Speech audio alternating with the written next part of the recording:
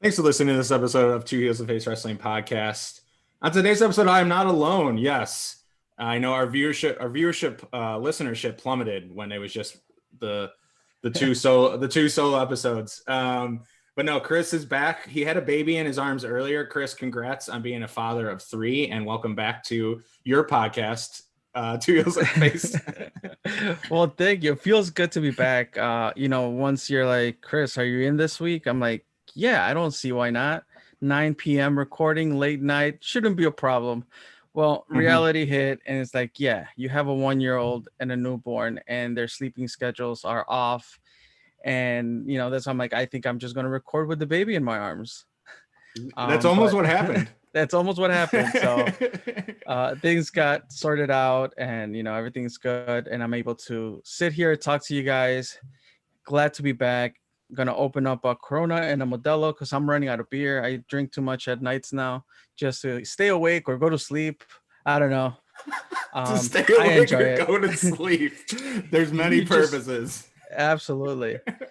uh and I am excited for today's episode. I'm not, I don't have a great intro, but you think about all these projects that we got going on. I told you, Charlie, I hadn't talked to you in a while just because I have my head all over the place. But today we're with a special project, a project that continues on, and we all know as hashtag Face Today, Pat Monix. What's up, guys? How's it going? Fat. I'm it's surreal. I didn't think I mean I figured we would bump into each other eventually, but I didn't think we'd be sitting here talking about wrestling kind of after what happened. But yeah, it's a great segue, Chris. You haven't lost it. But Pat, it's great to see you, man. How you been? I've been good, guys. Yeah, it's been a long time away from wrestling. But yeah, came back to wrestling very recently in a way. Mhm. Just as wrestling is somewhat making its comeback, you're like, wait, don't forget about me. I'm here. Was that it was like last week, right? I mean, my life's kind of fast right now, and I think it was either this Saturday or the one before that. Uh yeah, I think it was 2 Saturdays ago as of now, Yeah. I believe. The Okay. the the 19th Freelance Underground. Yeah. So 10 days from today. I'm literally I'm not trying to be cool. Today's been I've been all over the place today, so trying to remember like what is today's Tuesday. So yeah, today's Tuesday. So yeah, I feel you on that. I feel you on that. I forgot what day it is a couple times today, but yeah, it's an explosion of wrestling coming back now. I feel like, and this is not a humble brag, but like we're getting tagged in a ton of flyers, and I can't keep up. And like people are like, buy your tickets like 4 months in advance. I'm just like freelance part brew sold out, and like there's you're wrestling in October. There's a show, the JLMT AAW's Jim Lynam tournament is in October, and they're like tickets are going on sale this Friday. I'm just like, holy fuck! Like, where do I buy all these tickets? Like, can I even go? Is there a wedding that day? Because I have 700 weddings this summer. But it's just like it all kind of swept in, and then, but not to be, you know, uh, I don't know what's the word, like not to be forgotten is Pat Monix coming in and interrupting Kylie's she didn't even get to cut a promo. You just kind of came in there out of nowhere. yeah. I mean, she's gotten more comebacks than me, so like But no, it was so cool getting to come out in a moment like that when people were very excited already to see her because, place sold out. They weren't Yeah. expecting to see Kylie Rae. Um, so I think that caught them very off guard. They were excited. She's their favorite, hands down. You can't really argue that. Yeah. And yeah, so getting to have her come out, surprise them, have a killer match with one of her students, and kind of like a teacher-student style match, which I love those matches. Those are always it's just simple. The wrestlers want to do it. The crowd's interested to see it. They generally turn out being good, and that last Saturday was no exception to that. So getting to have the moment where she's right about to talk after they haven't heard from her for a while, and then have my music hit, kind of stacked it with a double surprise. So that's where we are currently, right? Like this freelance show just happened, interrupted Kylie Rae. But before we get to that point and expand more on that, because I think there we're gonna have, you know, bunch of time until the match for us to really know this whole story. But can we take it back for those who have not heard about Pat Monix, Right. the project, final phase today? Like, who's that character and why were you absent for so long? How are you feeling mentally, physically? Can we get a quick update?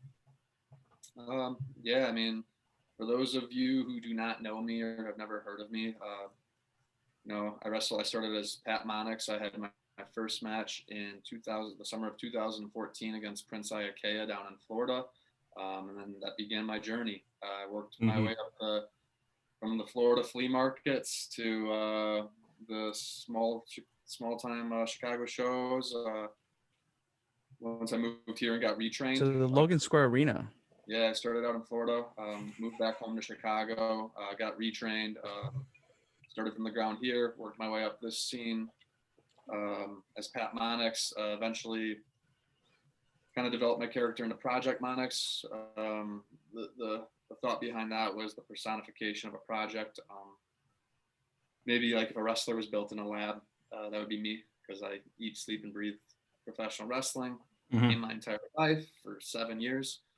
I was wrestling over 100 matches per year, just really grinding, putting in the miles, getting everywhere I could go, trying to make a name for myself, trying to get better. I was not good at first at all. I like to think I'm okay now. And it got to the point where that all added up, and in more ways than one, you know, physically, mentally, spiritually, emotionally. And the best I can compare it to is if you're driving your car and the engine light comes on, you know you got to go get some work done. And I was driving my car and the engine light went on, and then I kept wrestling every day for another 3 years. So I knew I was hurt, and I kept wrestling hurt, and wrestling hurt turned into wrestling injured. And wrestling injured just continued because I was getting better opportunities. I was getting on better shows. I was getting more high profile matches. So I kind of put myself into a little bit of denial and delusion that I was okay. And yeah, I came into wrestling with some concussions already. So you start to throw that into the mix. The car was totaled, and I was just pushing it down the road to the next indie show and going out there and trying to steal the show while being fucking broken. So finally, enough was enough. I had a show in Joliet in 2020. I think it was February of 2020. I was wrestling my trainer, Bryce Benjamin, Jesus Bryce. So it's a match you should have been really excited about. And I just mentally was not there. I just wasn't in the building. I was going through the motions. I remember just knowing I shouldn't be out there. The next day I was supposed to wrestle for an hour in Indianapolis. That was the plan for the spoiler, down at Bizarro Lucha. And I remember the way I felt like I was one bump away from breaking my neck or something really bad happening, or just post-concussion syndrome is a really hard thing to explain, but when you're going through it, you can't really explain what it's like. It's just very confusing. So I was going through that, combined with a lot of things in my personal life. And I remember leaving that show in Joliet that Saturday night, knowing I was supposed to be in Indianapolis the next day. And I just the only way to get out was to just post to all my social medias that I was done. And I messaged the promoter for Indianapolis.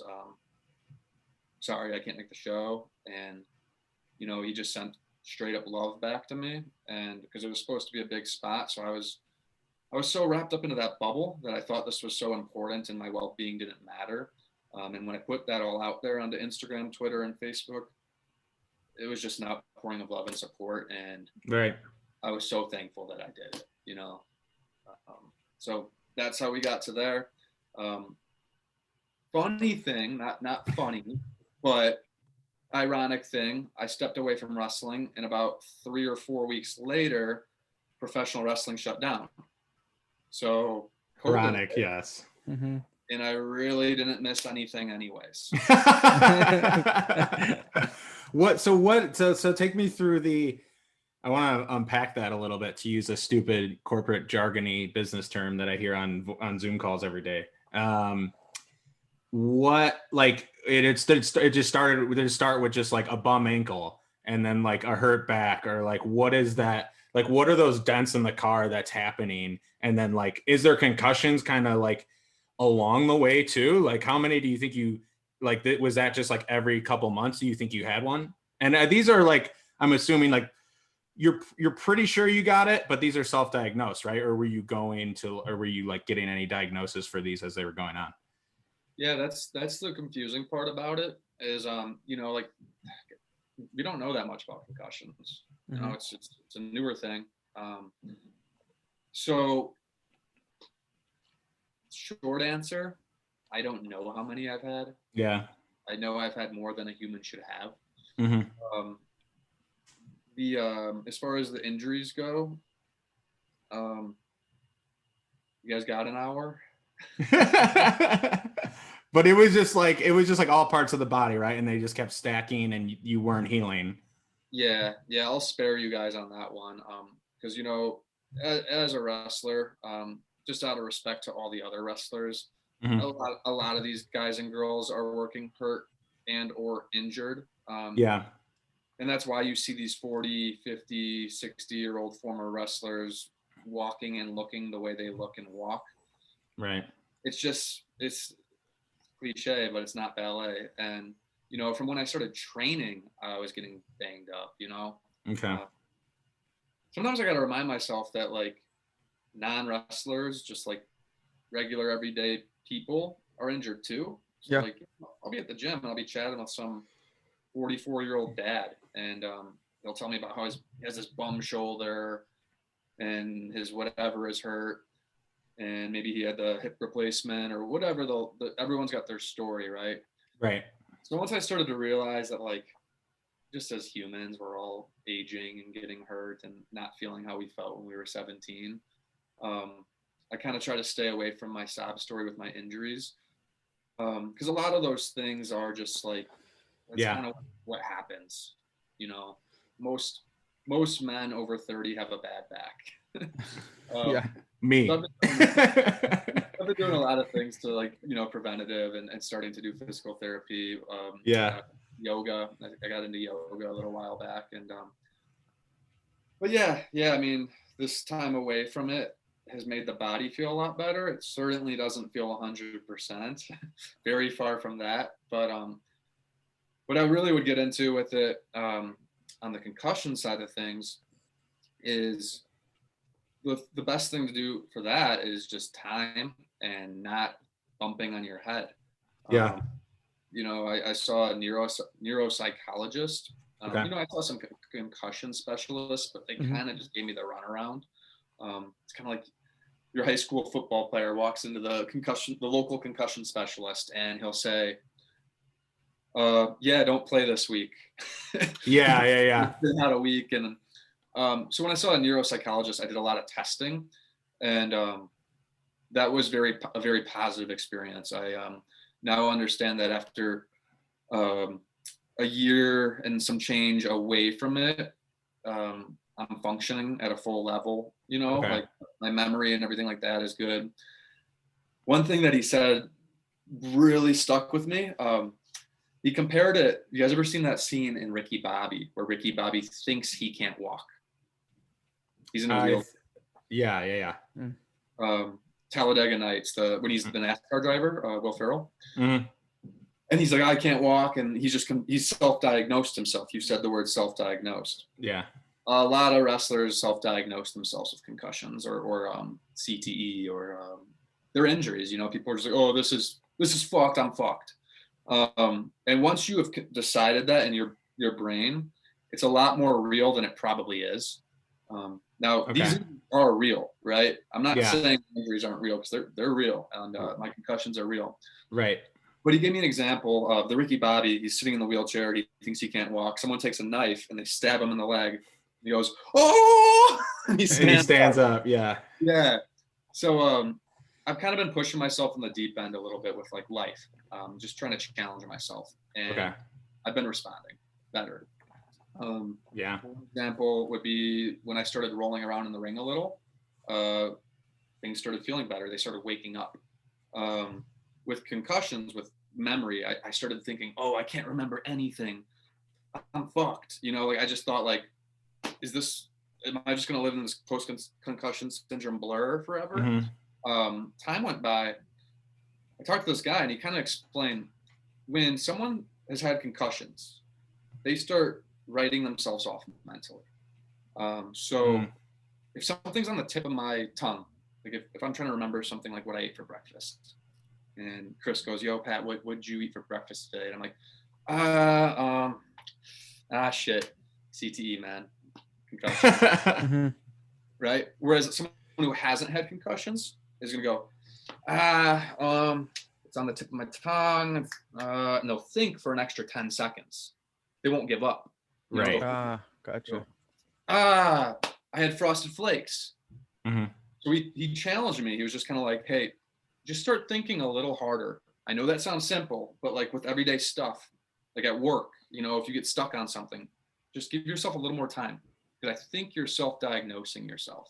And that was like mind-blowing. And then once I took his tests and I passed them all very well, he essentially told me, like, hey man, as far as the concussion side of things go, they're real. You've had probably too many concussions, but you're functioning pretty good. Okay. Your scores, they're all where we would want them to be if I didn't know that you had concussions. However, continuing to do what you do, professional wrestling, it's kind of a guarantee. If you choose to do this, you're going to get hit in the head again. So that's your risk to decide on if you want to wrestle one more match, if you want to wrestle 10 more matches, if you want to seal the deal and wrestle 500 and just know you're going to be fucked. But the closest thing I can compare it to is that Daniel Bryan run. Mm-hmm. Yeah. He saw a bunch of different doctors, got a bunch of different opinions, and he decided for him the risk was worth it, and he's choosing to wrestle. So yeah, it's your life and it's your decision, and my decision was to have one more match, and that's it, you know. What I find, aside of you deciding to, after all these evaluations, tests, and self-recovery time and all that stuff, deciding to get back into the ring, what I find more interesting is you making that decision of saying, you know what, this is when I have to stop, because you were at your hottest. I think, I mean, we were seeing you not just wrestle in the Chicagoland area every week, couple times a weekend, but you were all over the place. And the whole gear, the get up, like you were getting that attention from a lot of people, like, and for you to say, like, you know what, this is where I have to stop, this is where I draw the line. I think it, like, how do you come to do that when you've been working 7 years to get all these opportunities? I think that's what I find very um admirable for you to be like, let me take care of myself first, because if I do this, that check engine light, at this point I'm pushing the car. Yeah, it was impossible, that to pull the, because I knew I should have done that for myself way earlier than I did. And it kind of got scary because I was like, am I just gonna keep going forever, knowing how awful I feel every day? Mm-hmm. Knowing what this could do to me long term. And I kind of was, like, not to get too into like where I was at in wrestling, but I was starting to get some big opportunities. I was starting to get some tryouts. Mm-hmm. I had some important people in my corner who were vouching for me to important people in this small little bubble of professional wrestling. But it felt very big because I was trapped in that bubble. And it felt like walking away would be the dumbest thing ever, when really it was the smartest thing ever. Mm-hmm. So I felt very trapped, and I just had a moment of, I think moment of weakness is the wrong term. It'd actually be more of a moment of clarity, where I was leaving that show in Joliet where I wrestled my trainer and didn't feel anything and knew I shouldn't be out there, where I just wanted to fucking cry. I was like, I snuck out of the show early. I got in my car. I just wanted to cry, knowing like what I was going to have to keep doing and what I was going to do the next day. And I had a panic attack, and I just kind of pulled my car over, and I went on my iPhone and drafted how I felt in that moment to my Facebook, copy and pasted it, I think, to Twitter, and Instagram. And within like 30 seconds, just pure love, so much love, so many messages, so many text messages, so many comments. And I knew that was, in that moment, I knew I did the right thing. Yeah. And that felt good. Definitely the next day, it felt scary. It was like, holy shit. What's next? Yeah. Do I go get a job? Do I see doctors? Like, there was so many things. Like I went to the ER that week, because I waited like a day or two, and then like one day was really bad. My head was just spinning, and I felt like I was in a fish tank or fish bowl. My head felt like it was in a fish bowl, and I didn't know if I like had fractured my skull. I thought maybe I had bleeding. So I just freaked out. I went to this doctor. They're like, we don't do that. Go to the ER. So I drove to the ER. Fat hospital bill, like really bad. Like, honestly, in hindsight, if I knew how much the bill was, I wouldn't have walked in there. They kind of deceived me a little bit. Yeah. But they had no choice. But when I answered the questions that front desk person asked me, they were like, get him in a wheelchair and rush him to the back. Right. It was like that level of urgency. I don't know where I'm at. I don't really remember driving here. This was days after the thing. Yeah. So I was just very confused. Yeah. And I'm kind of losing where we started, but just what you were saying about being at the highest point I'd ever been at.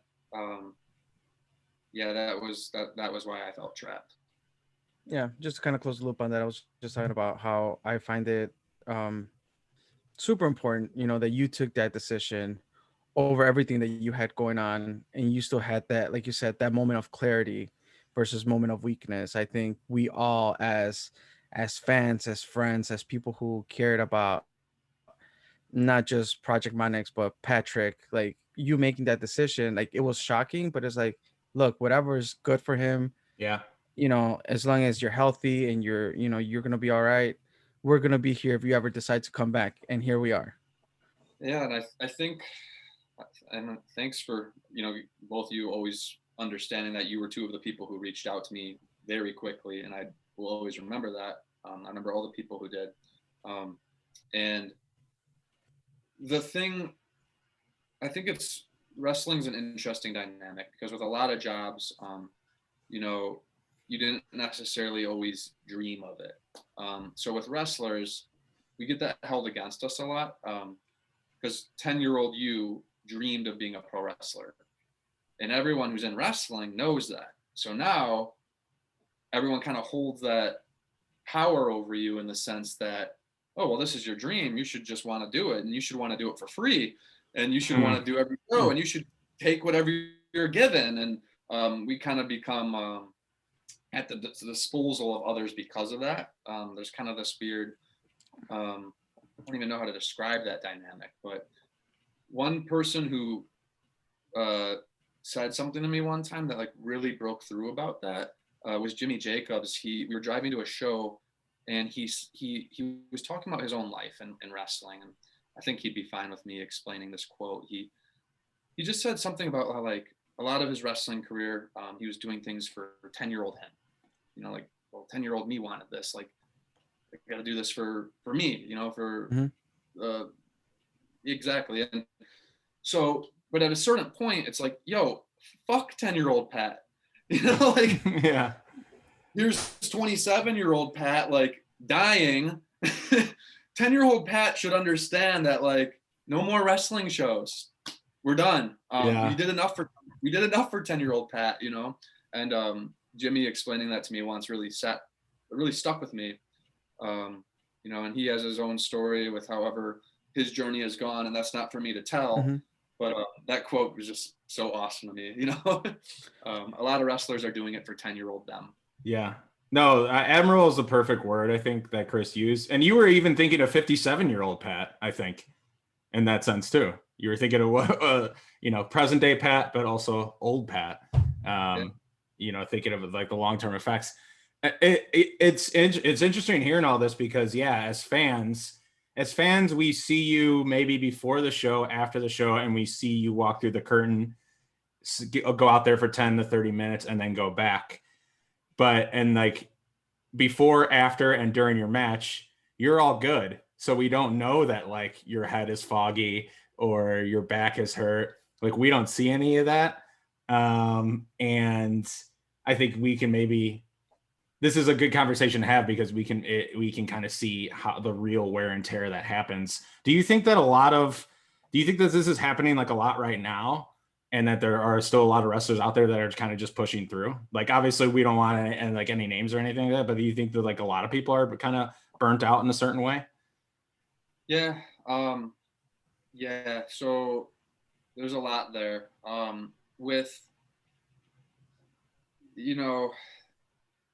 look at there's a tier of wrestlers who I would have seen myself in this tier of people who wrestle a lot. The people that are traveling all over. And maybe to give you like a few examples would be like someone like a Myron Reed or like an AJ Gray, like these guys that you see on a lot of shows. I have no idea where they're at with their health, but when you're wrestling that much, there's no way there aren't injuries on your body. Whether it's your ankle or your thumb or your sternum or your fucking skull. So like when you're wrestling as much as some of these guys are wrestling, these like 100 plus match a year guys, there's no way they're just healthy. There's no way they're just feeling great. So that's kind of just part of the trade, part of the gig, is you're going to have injuries. I do think with the style of wrestling that the indies have gone in, there's a lot of head bumps and there's a lot of just more dangerous moves because it's a lot more stunt based. It's a lot more GIF based, like do a really cool move. Higher degree of difficulty moves get over. So people are trying really challenging physical movements. So I think, and there's more apron bumps than ever. There's more floor bumps than ever. So I just think the style is trending in the direction that for the guys who are wrestling a lot and they're trying to have, for a lack of a better term, bangers. That statistically is just going to lead to more of what you're kind of seeing. I've also heard people say the complete fucking opposite, and people have said that like the style that Ric Flair and those guys were wrestling back in the day was more brutal on your body.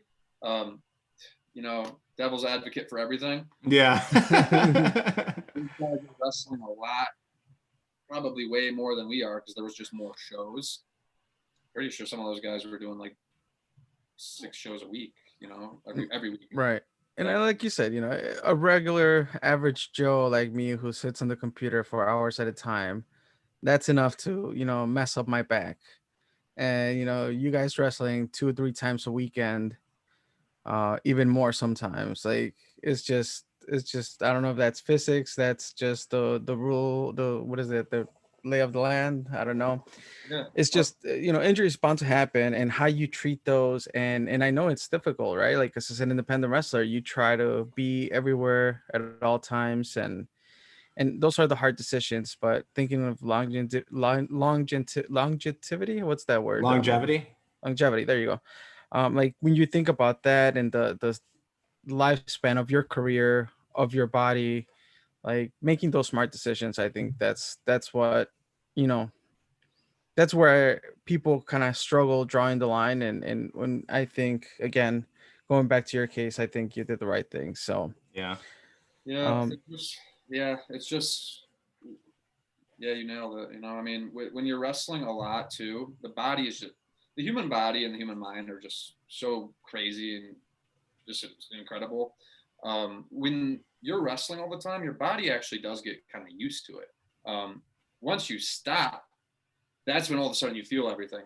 So it's kind of weird. Like I knew I was hurt and it hurt, but it hurt way more when I stopped wrestling and stopped moving.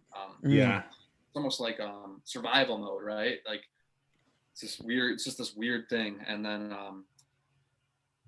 yeah,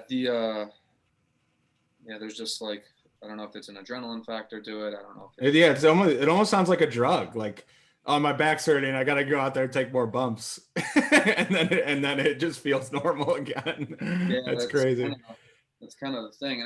It would be nice if someone really smart decided to study all this, because you look at these guys. You ever noticed how like some like real famous pro wrestlers from like WCW and WWF days, once they stopped wrestling, within like that first year of them being out of the business, it looked like they aged like 15 years. Yeah. Yeah. Real quick. Like all of a sudden they were gray and like just like hobbly. Mm-hmm. But you saw them like maybe 2 years prior to that, like having an awesome match where they looked really good. It's kind of weird. Yeah. No, I think there's something to be said about balance for all things. But yeah, I think that a lesson to take away, if there is another wrestler out there listening to this, is that, yeah, if your body's telling you certain things, try and listen to it for sure. Did you, I only asked because I'm not asking this to make you look like a mama's boy. I only asked this because I remember meeting your mom and she's a lovely lady. What did, like, when this happened, and I know, and when, by the way, if you're just listening to this now and you don't know the story of Pat Monix, like, these episodes are on SoundCloud, or like if you scroll down far enough on maybe Apple Podcast, I'm sure they'll be on there. So like you can go listen to like Pat talking to us like 3-4 years ago. 3 years ago. The name of the episode is Welcome to Project M.O.N.I.X. Yes. Sort of developing the whole because I was stuck. I was wrestling as just a guy. I was Pat Monix. First name, last name, came out in trunks, had matches. Phone number in the trunks. Oh yeah, that was a little bit for a thing too. But, just throwing shit at the wall, seeing what would stick. Yeah. So I tried some stuff, and I was just kind of nothing I really believed in. Nothing that really felt like me. And right. Everyone says find out who you are and turn the volume up on that, and mine was kind of tricky because I was like, well, all I do is wrestle. So how do you turn that into a character? And my way of doing that was creating Project MONIX, wrestling machine, Right.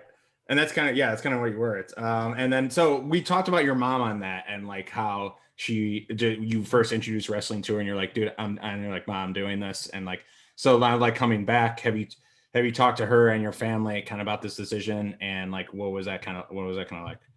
Yeah. I mean, it was crazy.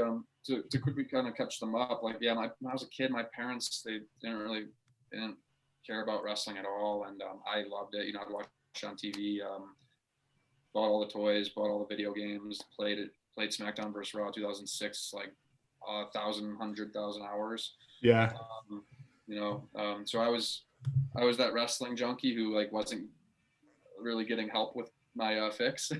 Right. They didn't want to take me to shows. They didn't want me to be involved in that, all that. And so I had some friends whose parents were more receptive of pro wrestling. So got to go to like Raw a couple times with one of my buddies. And so yeah, they really weren't big on wrestling. When I was 18, I grew up in West Dundee, Illinois, that's Chicago suburb. They were moving to Florida, and I remember being stoked because I knew there were tons of wrestling schools in Florida. So I was like, all right, like, yeah, guys, you should move to Florida. And I was already, the second I got there, I was like, okay, I'll visit for the summer. So I visited them for the summer and joined wrestling school behind their back. I showed up, drove an hour to Tampa. They live in Sarasota. Met this guy, Frankie Reyes. He had a wrestling school. Handed him my down payment in cash. So like he took it and it was paid. So then I came home and I was like, hey, tomorrow I'm going to wrestling practice. And they're like, what do you mean you're going to wrestling? I'm like, oh yeah, join wrestling school. And they're like, no. And I'm like, well, I already paid the guy. And then they're like, God damn it. You little rebel. Yeah. I told them I was doing something else and joined wrestling school. My mom cried. She was not happy. She just didn't want, like people who aren't wrestling fans, they hear about, the story of Stone Cold breaking his neck. They hear about falling from the scaffold. Obviously, that has nothing to do with a match, but they just hear about all these deaths, injuries, broken necks, concussions. Here we are. But Mama knows best. Parent, I don't think any I don't think any parent who doesn't really understand what this is would necessarily want their kid to get involved in it. So yeah, I mean, that's where they were at with pro wrestling. Once they realized what I was doing was something I was passionate about and I was giving 110%, like any parent, they were proud. So. Yeah. And where are they? Like, where are they now? Like, have you talked to your mom? Obviously, you talked to your mom since then, but like, what was that conversation like? Of like, hey, I'm stopping this, and here's the reason. Or are they finding out that you're coming back after they listen to this episode? Yeah, there's a lot on both ends of that. Like, they were supportive of me stopping, of course. Yeah. They were like, probably thought I should have done that. I didn't let on to really anyone how bad I was doing. Very few people. I was lying to myself. So yeah, honestly, I don't think anyone knew. Like even the people I was like my confidants, like the DJZs and Eye Candy Elliott. I don't think I talked to them about like really how bad I was doing. I think they had an idea, but like they were going through their shit too, just like everyone. So right. Woe is me, right? So I didn't really talk to my parents much about it, but when I did step away and next time I saw them and went down and saw them and they had my back as always, and I don't really know what's going through their mind right now to know that I'm doing another match. They certainly, I've talked with both of them, but yeah, that just kind of is what it is. Yeah. It sounds like you've learned a lot about maybe, like, I know people who it sounds like maybe you were suffering in silence a little bit throughout this.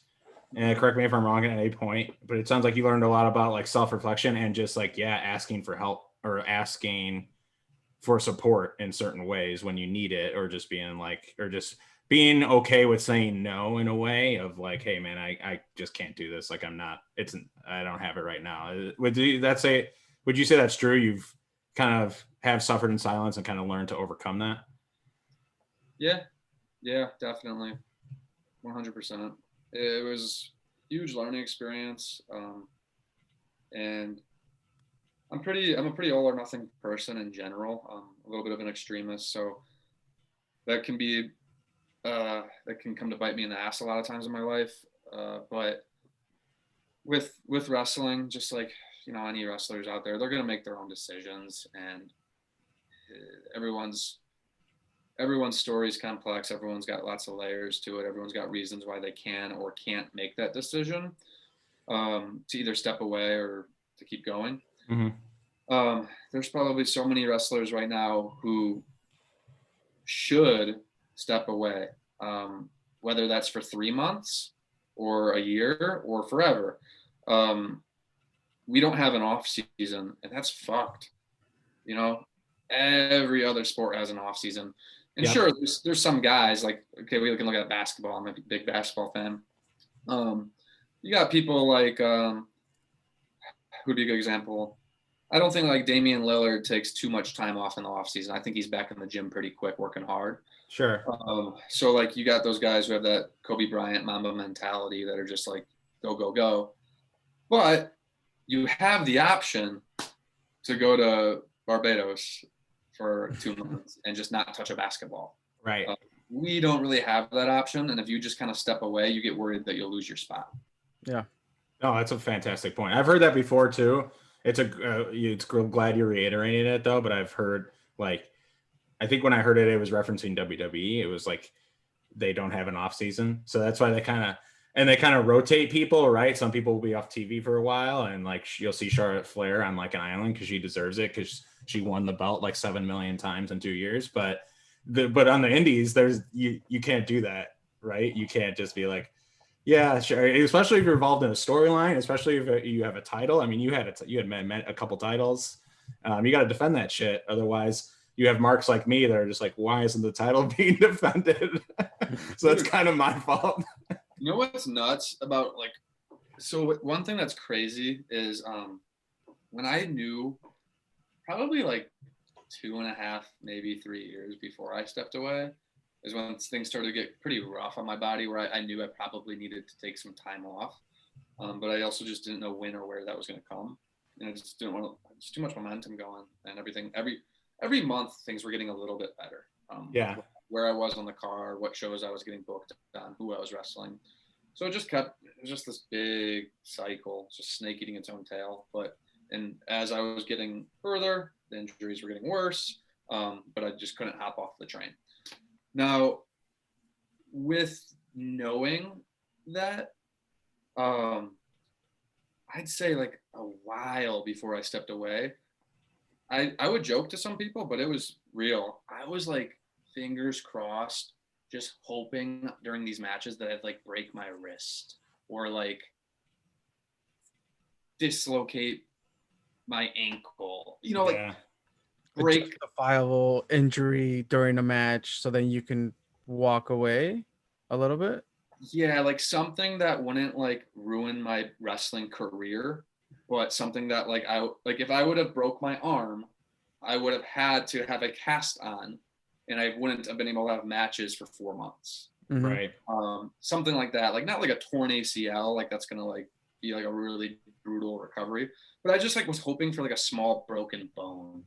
And that's crazy to say, but that's where I was at. And I would joke to people about that, like, dude, I'm just waiting to like break my wrist out there so I can take a little breather. And it just never would happen. All my injuries were things that when they would happen, I could look myself in the mirror and say, you can do one more match. And as long as I was capable enough to do like one match, it kept being, we'll keep going, we'll keep going, we'll keep going, we'll keep going. Damn. I broke my nose at an Evolve tryout, and pretty sure I caught a concussion on that same thing, like when it happened, like 'cause it was a fucking hard hit. Made the match fucking awesome because I was bleeding, and we got really good feedback from some important people. But yeah, I remember being like, "Oh, great! Like, there's another one that I can wrestle through." Because it's like, man, it was a little crooked and still kind of is, but you can wrestle the next day with a broken nose. I feel like, oh man, like this is all that is as it's crazy, man, and like I just feel bad because like no one kind of knew, I guess, what you were going through, and that's okay. I wish I could have helped you in this situation, like but no one, I don't know. It's just one of those things where it's just like, the only time I ever stopped was there was 2 different times. That's how little this happened. I specifically remember them. One, I was living with Eye Candy Ellie at the time, and I fucked my shit up bad. Like I could not even like move my head. Like it was just, everything was in shock. And I had to call off like a booking or 2 that weekend. I don't remember if it was like, they were just some shows, and I called off, and I remember him being like, holy shit, like I can't believe you called off. Like, cause he knew how I was. Yeah. How I was like, but he saw me, like I couldn't get out of bed. I was like, can you bring a Gatorade to my room? Because I couldn't get up or move my thing. Found a chiropractor. He twerked it up, and then like, things started to get a little better that week. But it was like bad. And most wrestlers, I'm sure, have gone through that moment where like things have like maybe seized for a day, and then they maybe had to get adjusted, and then they're like, okay. But it was like, I could not have wrestled that weekend. So I took that weekend off. And then years later, like there was like, I don't even remember what else was going on, but there was supposed to be like the month I can think of, there was supposed to be a Freelance Underground match where it was a triple threat between me, Isaiah Velasquez, and Eric Ryan. If anyone ever finds that match graphic, it was a match that was supposed to happen. That month, I was just coming back from like a Southeast tour. Like I went down and did a bunch of shows in like Florida, Georgia, North Carolina. I just did like a bunch of stuff down there, and like trained with Matt Seidel, and like was trying to just like, branch out and whatever. So I was down there for like a month. Did a bunch of AR Fox's shows. When I was down there, I fractured my sternum, and that's why when I came back to Chicago, I took like, I think it was like 3 weeks off. And luckily, like the way my schedule was lined up, I was just coming back from down there, so I didn't have that many bookings lined up. So I only missed like 5 shows. It was like going to be the lightest part of my year, so it lined up well. But yeah, between like 7 years, really like a couple weekends, that's it. And one was because my neck, I couldn't turn my head, and the other was because I had a fractured sternum. So I'm not trying to be like fucking badass out here, like, oh, look how fucking cool I am. This is just an example of what a lot of these people are doing. Right. Thank you for being like vulnerable with us and sharing with us. I don't think I'm trying to be a badass or you're like, woe is me. It's not that. You're telling us what happened. You're just telling us what happened. I would love for there to be a forum where like, people could just freely, no judgment. Like, God, if I could get like people, like I mentioned, like Myron, AJ Gray, Effie, Alley Cat, if you got like them to each explain all of their injuries, it would be really interesting to know what each of these really active wrestlers are going through, because they're probably all dealing with a lot of shit. Yeah. Like, and you just don't know what it is. The other crazy thing about this all, like with wrestling and injuries, is you don't necessarily look like you're injured. Like towards the end, I was still in good shape. I like physically, image wise, I had the look that I was always aspiring to maintain. Like, like some muscle, 6-pack abs, like in shape, athletic enough to do some fancy maneuvers. But I felt like an 80-year-old man. So it was really weird to, be able to see yourself in a promo picture and appear like you look like you're doing really well. Yeah. But feel the complete opposite. That was really a mind fuck too. Yeah. That's interesting. And and like you said, it's like a chart with 2 lines and they're both going up and to the right.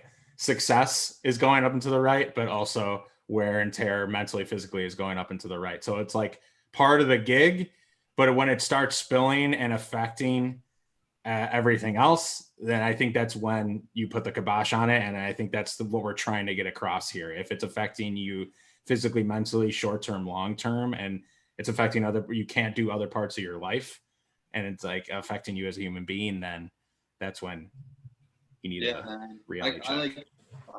I would try to drive my car, and like I had to be lazy about seeing if someone was in my blind spot, because it was just like he's gonna turn your head. If I went to pick something up in the backseat of my car, I feel like I would risk like tearing my rotator cuff. I was just brittle, and the matches became a lot of smoke and mirrors at the end too, where like the last year or two that I was actively going that hard, I don't think I picked someone up because I couldn't. Like if I would have picked someone up for like a body slam, I felt like my lower back would have gave out. I was just weak, man, just weak.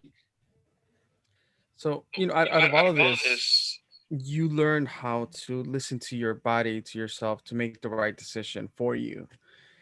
At what point do you say, I think it's the right time for one more match? I don't know if it's the one last match, but just one more match. Like, at what point do you tell yourself it's okay to do that?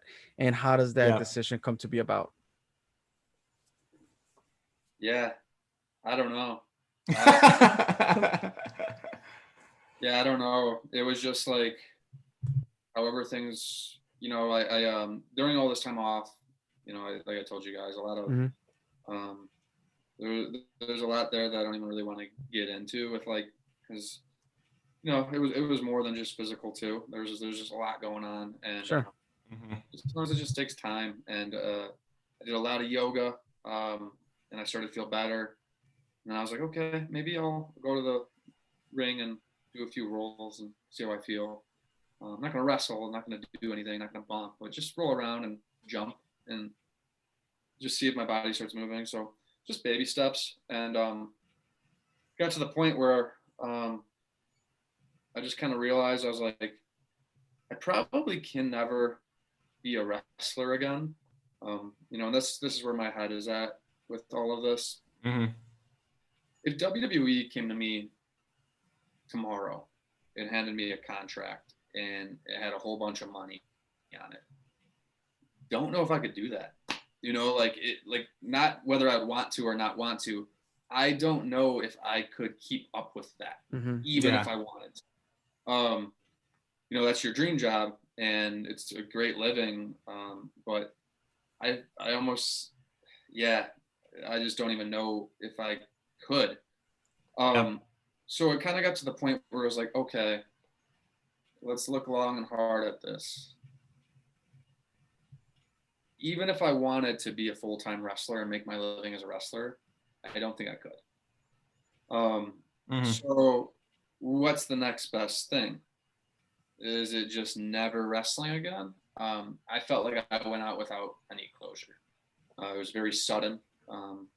People weren't really ready for it. I wasn't ready for it. It just kind of happened. And it would be nice for all the people who have ever supported me, all the people who have ever cheered my name at a show, bought a t-shirt, followed me on social media, like the freaking post, you know, there we go. To give them one more match, one more show, and give myself that closure to know that like we're closing this book, you know, like so there was a little bit of that. I've had a lot of people reach out to me about wanting to book me, wanting to book a return match. Hey, you should come wrestle. When are you coming back to wrestling? You know, I don't really, everything we've talked about tonight, this is the first time I've really like gotten into all of it. And it's nice because we have the time to do it. It's too much stuff to explain to someone in a short conversation. So I would give people short answers, and they would take that how they would take that, you know, and everyone would take, oh, so he's going to wrestle maybe, you know, like, oh, so he'll come back next year. Oh, so if I give him a good match, he'll take it. Like, so bookers would, you know, give me offers and, hey, can you come do this? Would you come back for this? And it was some really cool stuff. And there was some stuff that I was like in my head, like, yeah, I want to do that. And then I would try to like go practice, and my body just wouldn't do it, man. So I had some really depressing nights leaving up I was going to train at Galley, and I remember there was one night specifically I was just really down, and I was just like, man, like, just not gonna be able to do this. So, but I do know how I am, and I do know what I was doing when I was fucked. I know I could always have one more match.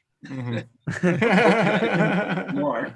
That's all I got to tell yourself in the mirror again. So just one match. So you know, whatever happens, but I know I could do one match. I could do a match tonight. Would it be good? No, I'm not in shape. Like, I don't have my cardio back. I haven't been training long enough yet. I just started getting going in the ring again.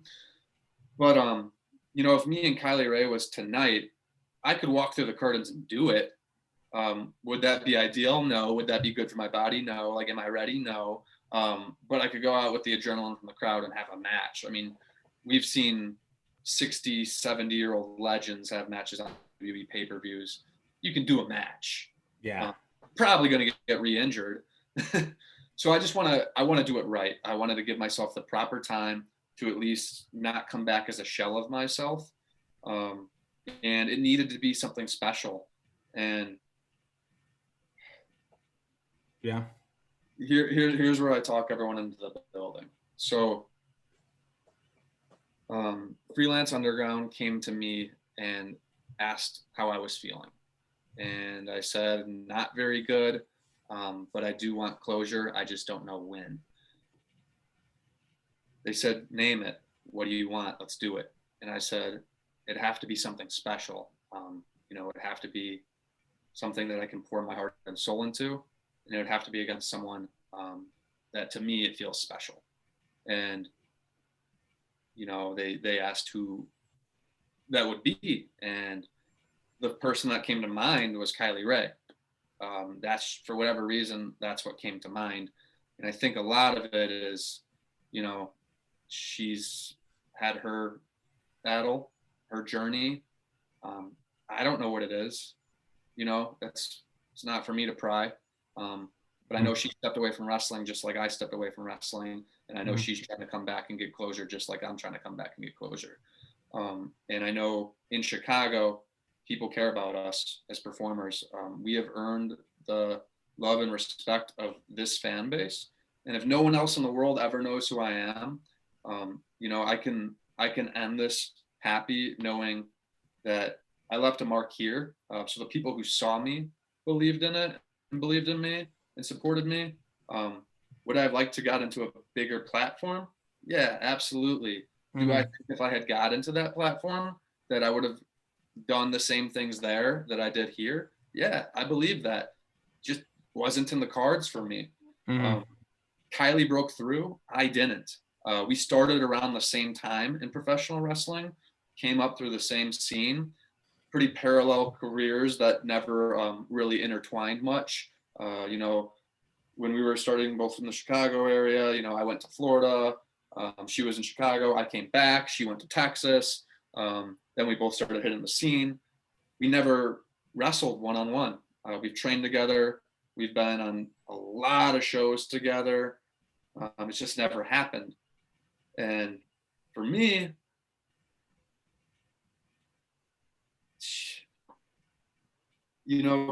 people are going to think that this is just because I'm hyping up a match and I'm wrestling Kylie Rae.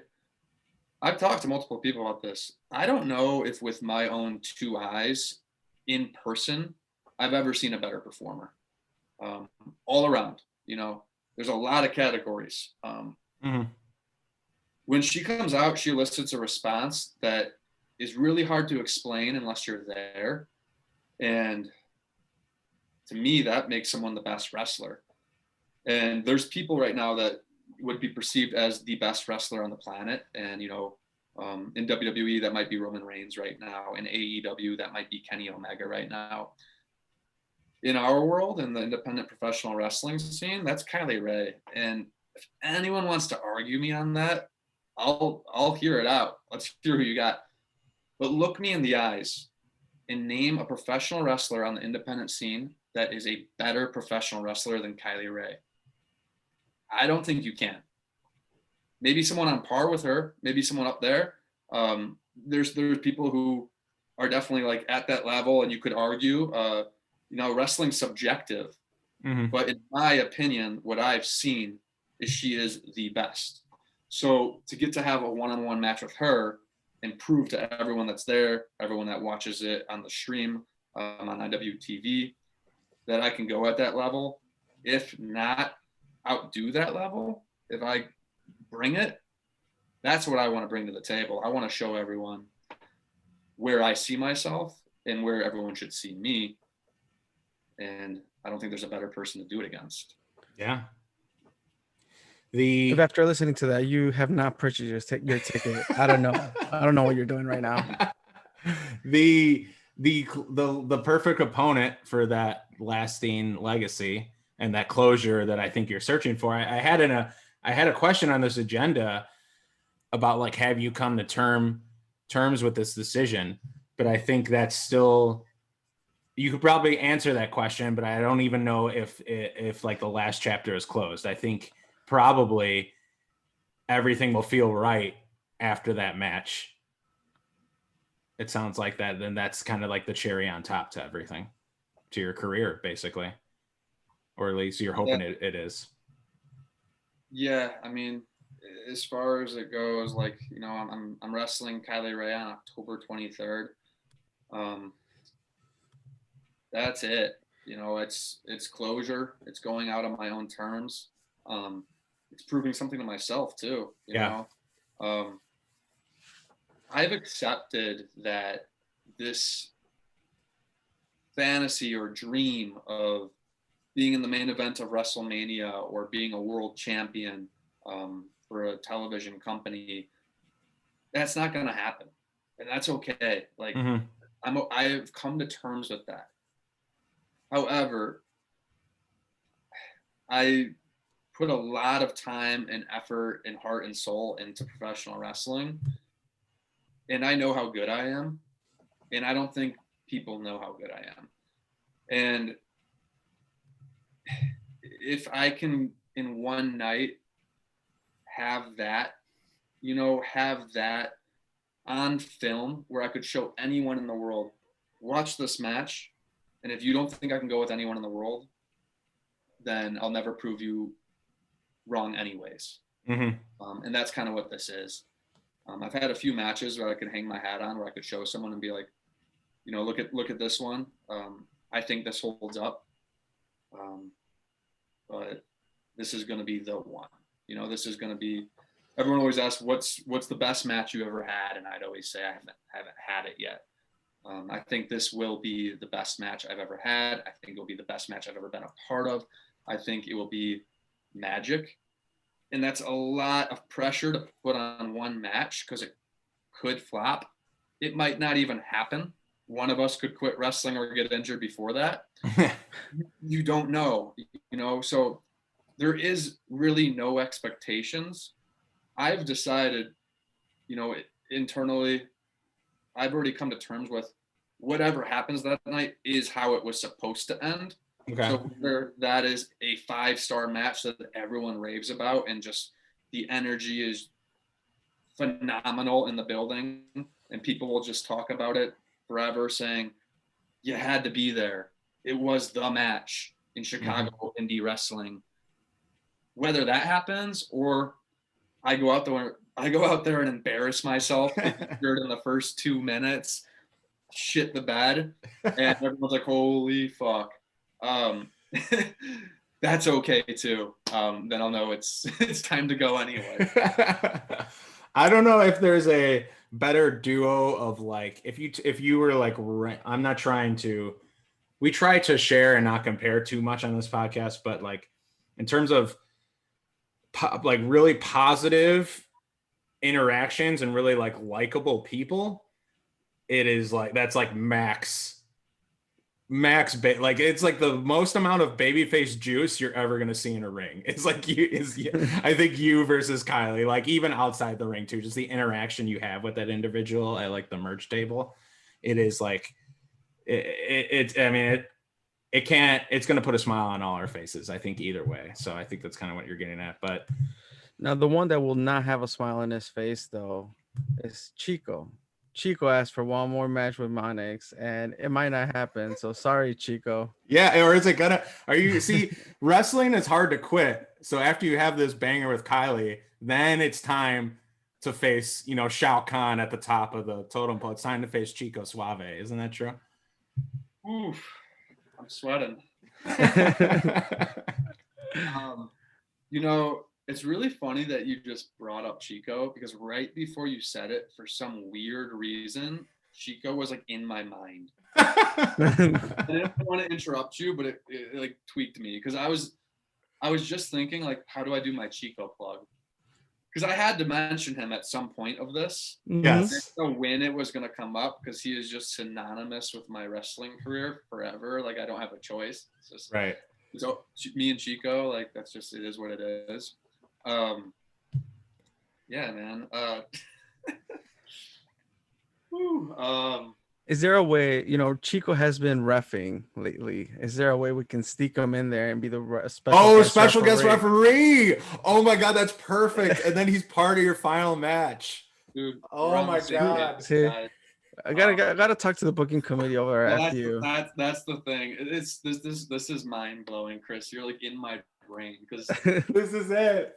Like 4 hours ago today, I was at the gym and for some reason I was envisioning Chico in stripes like at this match. I know it probably won't happen. I would if I, you know, like people got to understand. I'm not booking this show. This isn't like Pat's farewell show where he gets to pick who's on the show and what happens. I don't have like full creative control or anything like that. I'm not overstepping any boundaries. I'm having a match on a Freelance Underground, freelance wrestling branded show. So the powers that be are the powers that be. We'll overstep those boundaries for you. Would it be fucking awesome if Chico was the guest referee for? Here, I'm gonna take out Andy Tuju's for a couple of drinks, and we're gonna make this happen. We're gonna take Tuju's out the Applebee's, get him real nice and toasty, and then we're gonna drop that bomb on him. Well, if we want to take matters into our own hands, Match starts. Everyone's ready for like me and Kylie to wrestle. I just glom the fuck out of Two Juice, and he's knocked out. Now you guys need a new ref. Chico outruns Chico. Match begins. Now who's got the edge? Everyone thinks Kylie Rae is the best wrestler in Chicago, but when you're wrestling me with Chico as the ref, good fucking luck. Yeah, I just imagine Chico helping you like with the whole thing's like counting really slow for Kylie. Dude, and foolproof. That's Kylie has the pin, the match won, and Chico does the double bird like Shane McMahon. Oh God. Man, yeah. So many possibilities. Someone. Yeah, we gotta. Yeah, we gotta make some phone calls, Charlie, after this. We're gonna we gotta slide in those DMs. Right.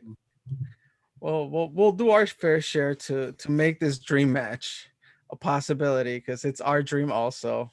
But you mentioned, dream matches, and before we kind of like get this episode to a close, I want to talk a little bit about some of the highlights that you had in your career. Like you had, like when I think of special moments with Project MONIX, is DJC versus Pat Monix at a Freelance Underground show. That was the DJC farewell show, and what a better way to do it in a match against you, which I think, when I think of DJC, I think of you. When I think of you, I think of DJZ. Right. So to me, that was a very special moment.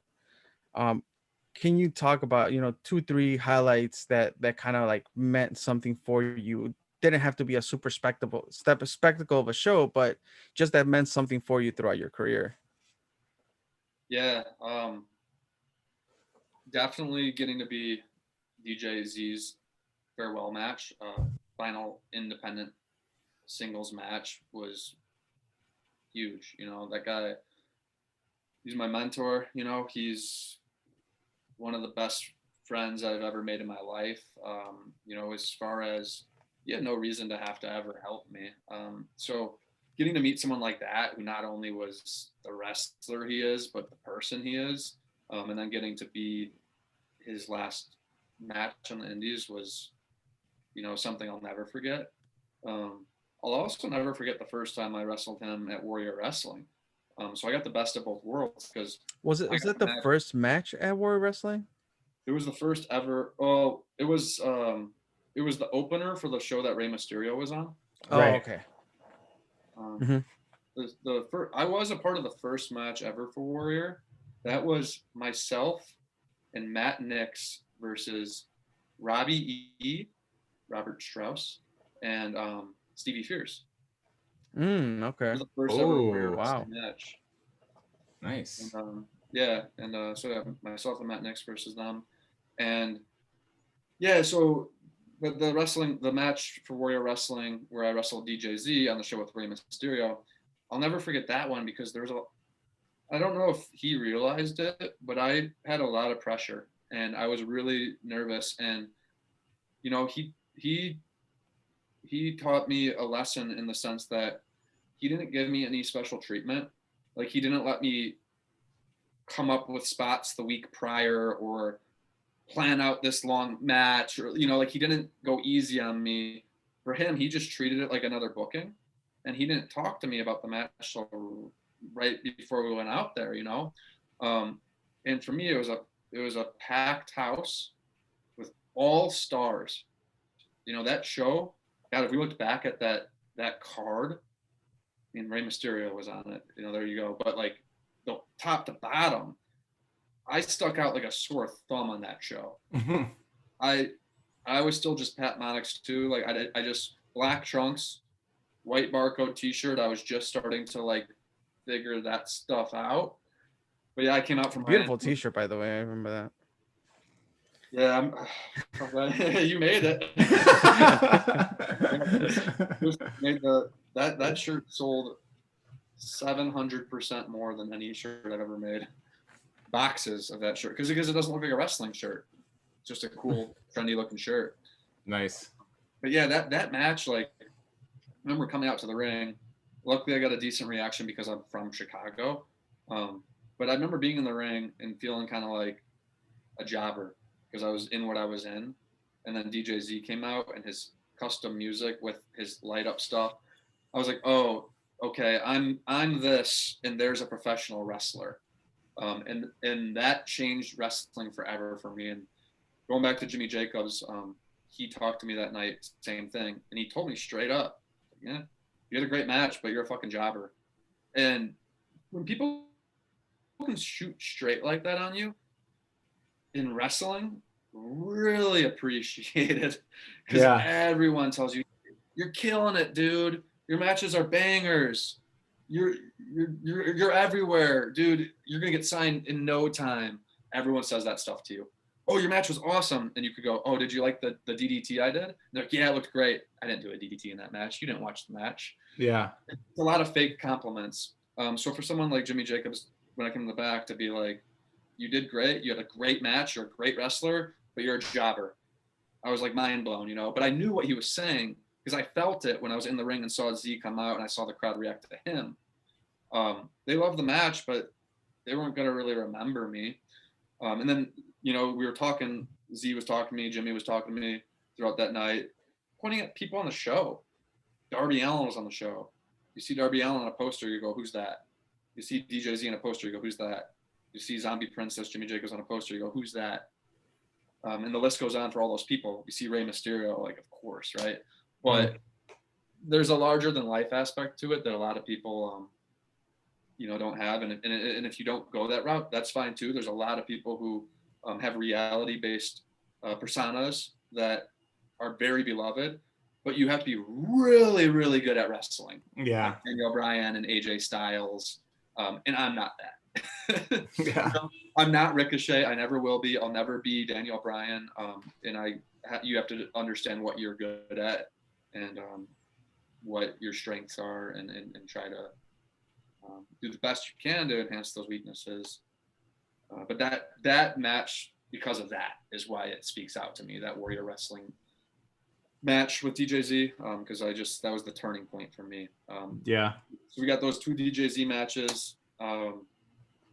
And you know, there's other ones, but my first match was my well, it was technically my second match.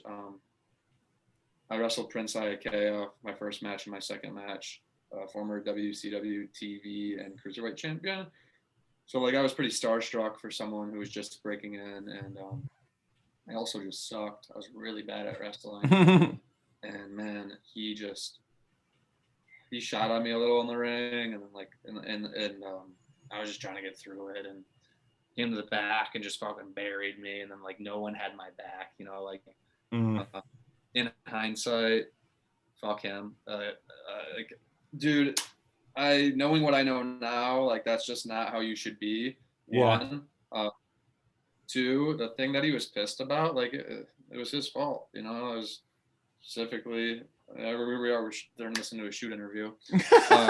Yeah, I went to give him a backdrop, and you know, I don't know if he was getting older, or I just suck, or I'm really weak, or he lost his footing, but something happened where like he didn't get over on the backdrop and almost like spiked himself, and he blamed it on me, and maybe it was me, maybe I'm wrong, but in that situation, when your second match ever, Pat Monix versus what he was, you're wrong. You know, like I was wrong, no matter what. Yeah. Right.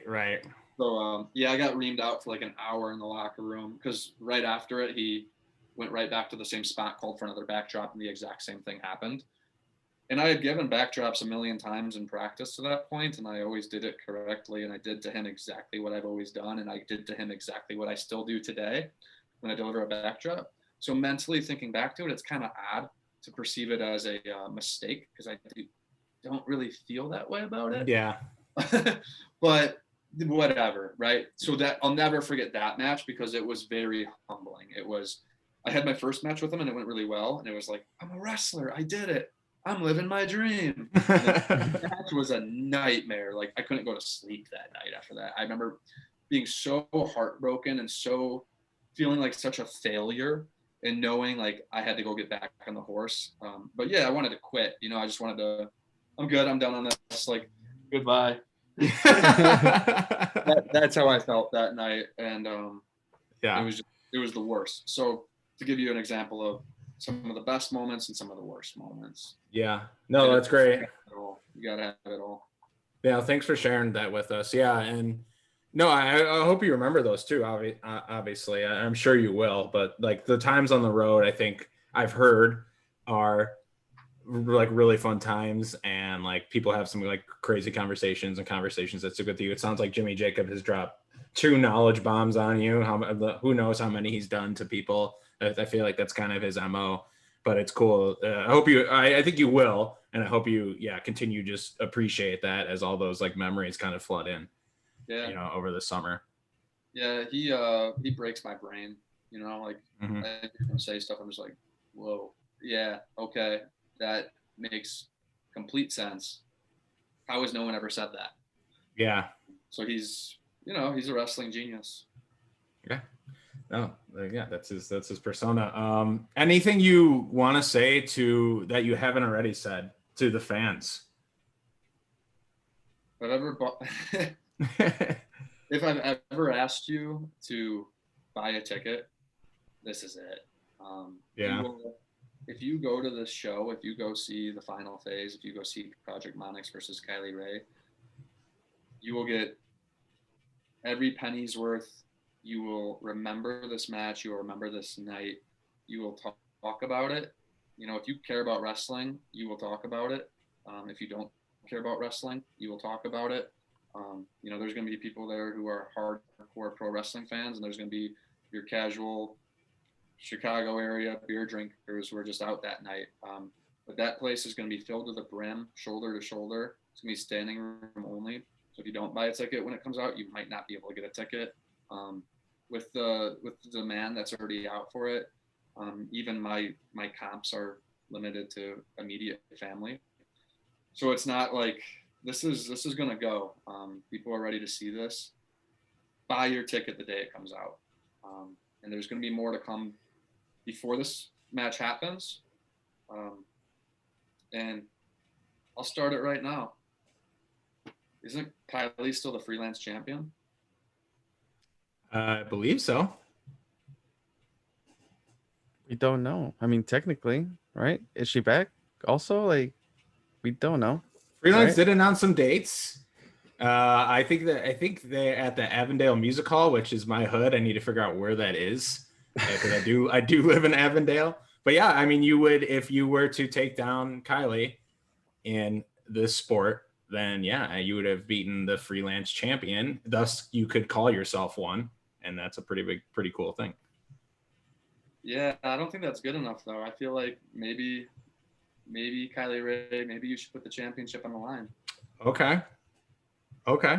And then, so if you win, then this being your last, you're anointed, everyone celebrates, and you have that moment as freelance champion. And then we can figure out who it goes to next or have some kind of tournament. Then Chico comes in with the freelance underground check, cashes in for a rematch or for a match, and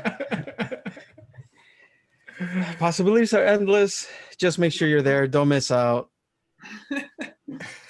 And I'll say right now, Charlie, and you can tell me otherwise afterwards, but if we're allowed to, we'll purchase 2 tickets and we'll figure out a way to raffle them off to our listener base. So, because I think this is a show that, anybody that listens to Two Heels in a Face or stumbles across this and hears about this match, it's kind of like it's destined to be, one of the big matches here in the Chicagoland area, if nothing else, if not just in pro wrestling for 2021, independent wrestling or whatnot. But for us Chicago fans, this is extremely important. This is extremely exciting. And, I don't see why we couldn't give, 2 tickets away for somebody to go see this show. Yeah, I'm down. Pat, you have something? It looked like you were going to say something. No, you go to the show. You're gonna see the most focused, on point, nothing to lose version of me you have ever seen. Okay. I'm gonna be prepared. I'm gonna be going out on my shield. So Yeah. Freelance Wrestling, Freelance Underground, Kylie Rae, ball's in your court. I'm just floating the idea out. I haven't talked to anyone about this. Okay. And if that pissed someone off, so be it, because I'm leaving anyways. Yeah, you're talking to a man with nothing to lose. So yeah, why don't we just clip this? We'll send it to who we need to put it out in the ecosphere.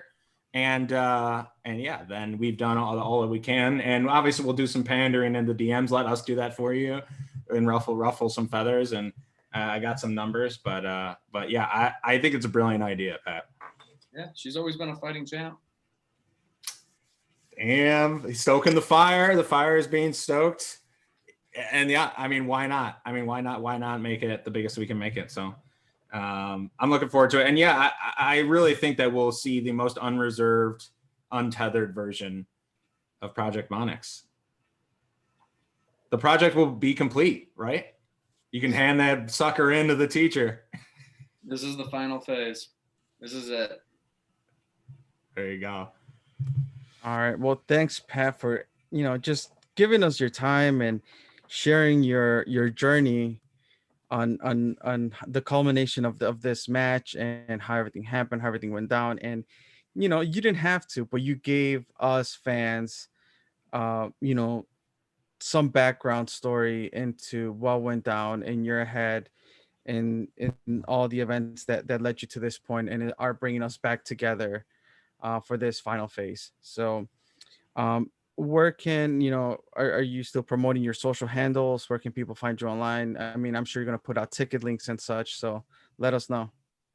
Yeah, Instagram and Twitter, it's on at Project MONIX, real easy. So we're going full go. I'm telling you, the day this is released, buy your tickets. It's gonna be tight. This venue is gonna be cramped. It's gonna be the way you wish wrestling would always be. When they say when it's good, it's good. It's gonna be fucking great. I love All it. we can do is take your hand. We're all gonna make it. I'm ready. If you're watching the YouTube version, I reached for it. So I tried. Hey, one last thing. I gotta just say, 2 heels and a face. I specifically remember being at a freelance wrestling show when you guys went into the ring and cut a promo about how Yeah, you were doing something with, I think there was a championship involved. And I remember thinking to myself, what is that? And all this time later, knowing what you guys have turned this into, I would have never seen it coming. I had no idea what it was. I was like, who are these guys? And the way you guys have touched the professional wrestling scene in Chicago, you guys have left your mark. You guys have made things so much better. You've given wrestlers a platform to tell their stories, get their characters out. Any wrestler that doesn't take you guys up on a podcast is missing an opportunity, because people listen to this, people enjoy this. You guys are doing great work, and you always give nothing but respect to the art and the trade of what we do, the seriousness of it. A lot of times when I do stuff like this, it doesn't feel the way this feels. This feels very real and organic, authentic, and I appreciate you guys, because you guys have fun, but you take it serious and you're professional. So thanks for always having me on, and this is the last one. So thank you. Thank you. Those was really nice. Yeah, you didn't have to, and I do appreciate that. Just so you know, if at any point you want to get rid of your mask, know that I have a collection here, and I'll be willing to negotiate some prices. I think I've spoken about that before, but I'll just leave that for you to think about. Yeah, sure. But all right, man, I'm definitely looking forward to this final phase. Again, thank you for being on. For the listeners, you can follow us on social media, 2 Heels and a Face, number 2 Heels and a Face, Twitter, Facebook, and Instagram. Podcast wise, you can find us on pretty much all platforms. Like Charlie doesn't need to run through all of those every single time. I think we're pretty much everywhere. Mm-hmm. But if you want to see this interview, or not an interview, but just this chat with Pat Monix, catching up with Pat. And if you're listening to this via podcast medium, Charlie is now uploading these to YouTube, where you can, see all of our monikers and the great backgrounds that Charlie has, as he likes to cheer with his beer that we could never see. um, so, other than that, I don't know. I mean, you just got a hashtag Viva la Chico Bandolero. Oh, nice. That's a nice shirt. Yeah, you get to see everyone's t-shirts on YouTube. So Yeah. Quick that's little, wrong. So this is is this an early bandolero, like with a mask? Yeah, this is my final plug. Bandolero, one of the best wrestlers that no one knows about. Like, holy fuck! You ever see? He's gone viral a few times. It's like seeing Hulk Hogan in his prime in WWF, like in the Garden. Yeah, you got one time in your life, guys. You got to buy a ticket to Galley and see the way that crowd reacts to Bandolero or Billy Starr. Chris has gone. Yeah, I haven't. I like to keep my Sundays sacred, but I do owe a trip to Galley with Chris. Especially during football season, I can't leave the couch on Sunday. I apologize to Carlos. But yeah, Bandoleros is a huge best kept secret, and and to your words, I think there's a lot of people we still need to have on this podcast. So we'll try to have those people on. We have a running list. And Chris, did you have something to say? No. I think you're right on. I mean, you have that running list, and for you guys that don't know or do know, Charlie is the booker. He takes care of everything, all the scheduling. I just now show up, drink beer, and say a few words here and there. But yeah, man. I mean, again, to close it off, thank you, Pat. Thanks, Charlie, for keeping the podcast alive while I was gone. And make sure you hashtag Viva la Chico. Hashtag Viva la Chico and the hashtag Final Phase, right? Those are the two hashtags we want to promote when sharing this. Oh, I don't know if you guys saw, Chico posted something on Facebook yesterday, and I believe it said, "I ate milkshake." Well, people call him Cheeks, right? That people call him Cheeks. Yeah, he's Cheeks, apparently. He status yesterday, and I believe more respect to the Crave Case champion. Yeah, I might be wrong, but I think it said, "I ate milkshake." And I was like, oh, okay. And I continued on with my day. Maybe he got that free from White Castle, because he is the White Castle What You Crave champion. So support him, support Pat, and support Freelance Underground. There's going to be a build to this match, so follow along with the story. But until then, I think we'll catch everyone later. Thanks.